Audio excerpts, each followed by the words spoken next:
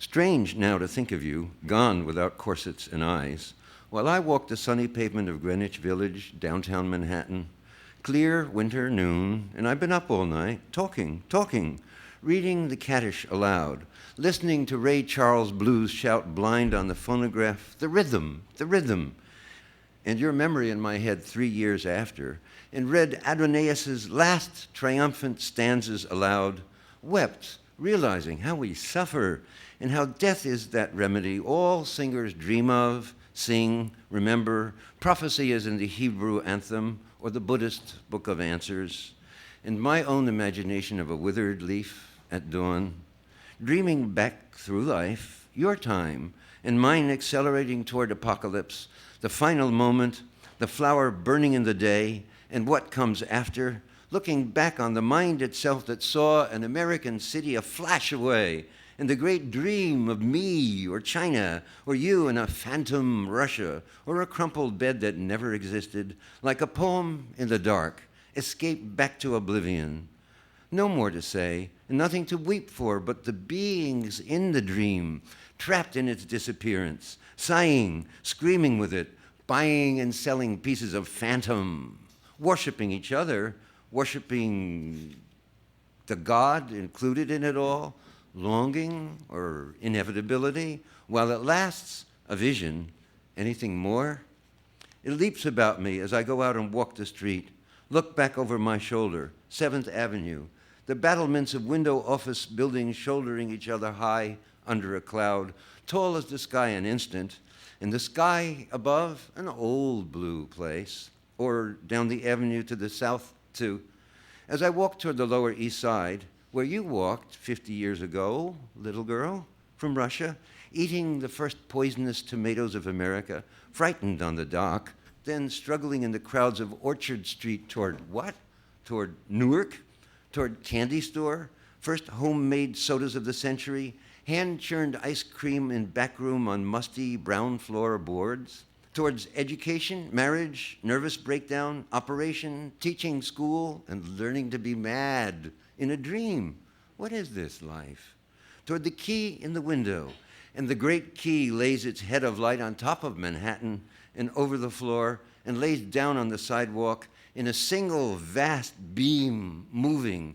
As I walk down first toward the Yiddish theater, in the place of poverty you knew and I know, but without caring now.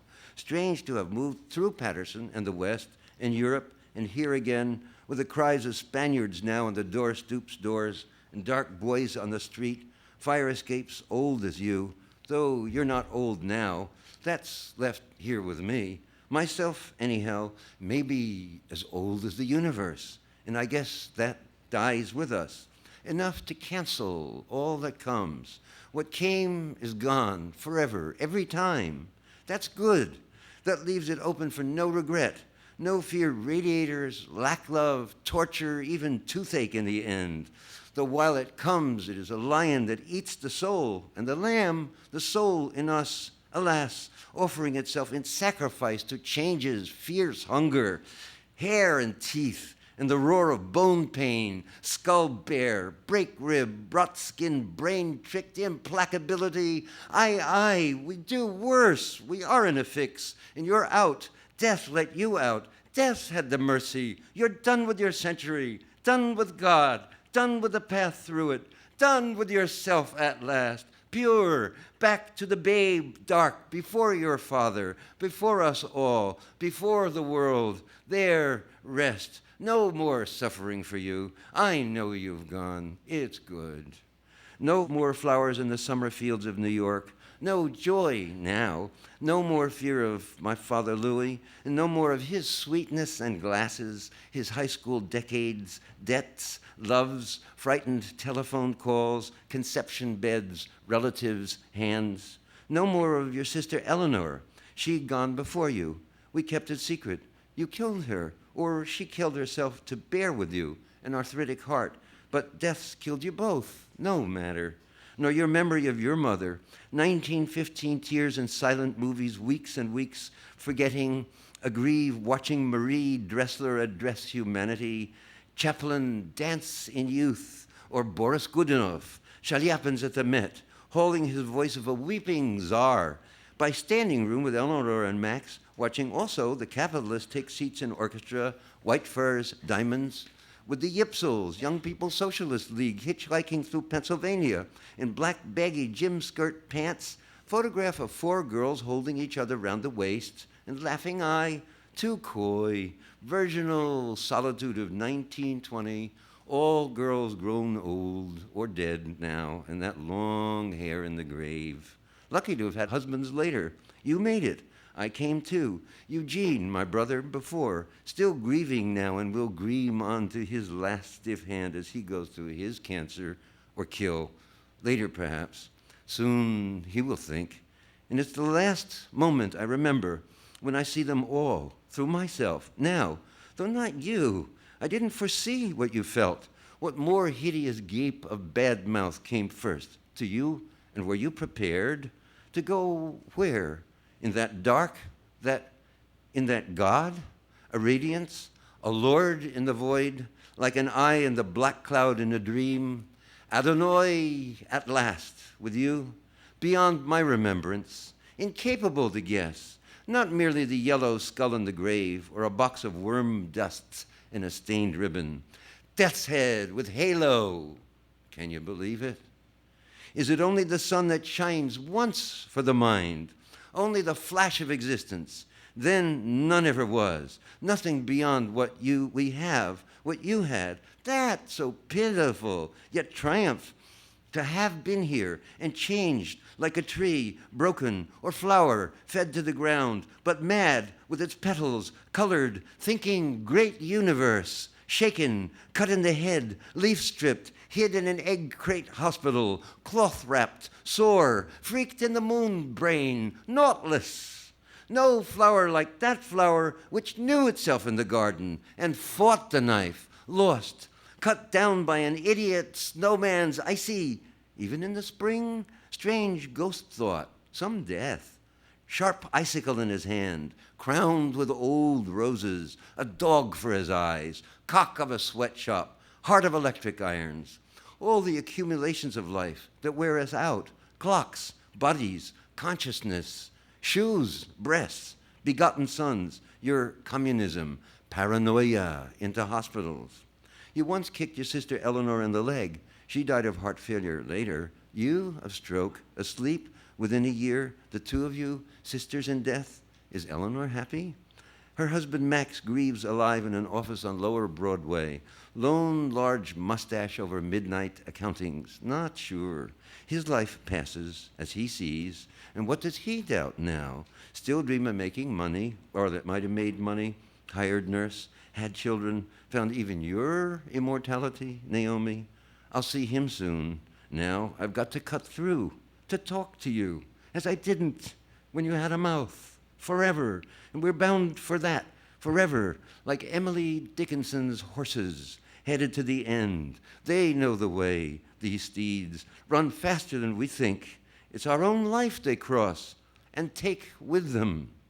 Magnificent, mourned no more, marred of heart, mind behind, married dreamed, mortal changed, ass and face done with murder.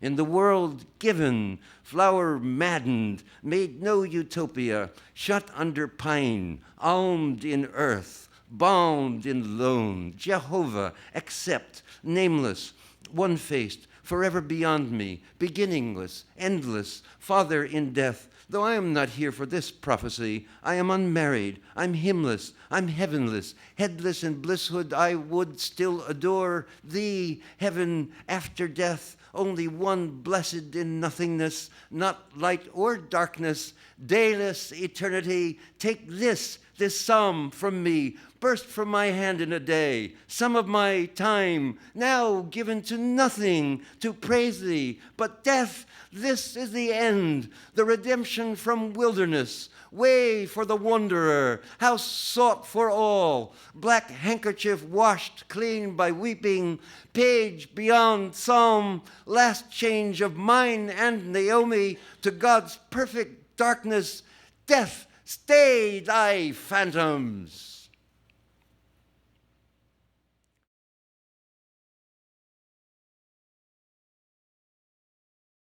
Oh, mother, what have I left out? Oh, mother, what have I forgotten? Oh, mother, farewell with a long black shoe. Farewell with Communist Party in a broken stocking. Farewell with 6 dark hairs on the wen of your breasts. Farewell with your old dress and a long black beard around the vagina. Farewell with your sagging belly, with your fear of Hitler, with your mouth of bad short stories, with your fingers of rotten mandolins, with your arms of fat Patterson porches, with your belly of strikes and smokestacks, with your chin of Trotsky and the Spanish Civil War, with your voice singing for the decaying, overbroken workers, with your nose of bad lay, with your nose of the smell of the pickles of Newark, with your eyes of Russia, with your eyes of no money, with your eyes of false China, with your eyes of Aunt Eleanor in an oxygen tent, with your eyes of starving India, with your eyes pissing in the park, with your eyes of America taking a fall, with your eyes of your failure at the piano, with your eyes of your relatives in California, with your eyes of Ma Rainey dying in an ambulance, with your eyes of Czechoslovakia attacked by robots, with your eyes going to painting class at night in the Bronx, with your eyes of the killer grandma you see on the horizon from the fire escape, with your eyes running naked out of the apartment, screaming into the hall, with your eyes being led away by policemen to an ambulance, with your eyes strapped down on the operating table, with your eyes with a pancreas removed, with your eyes of appendix operation, with your eyes of abortion, with your eyes of ovaries removed, with your eyes of shock, with your eyes of lobotomy, with your eyes of divorce, with your eyes of stroke, with your eyes alone, with your eyes, with your eyes, with your death full of flowers.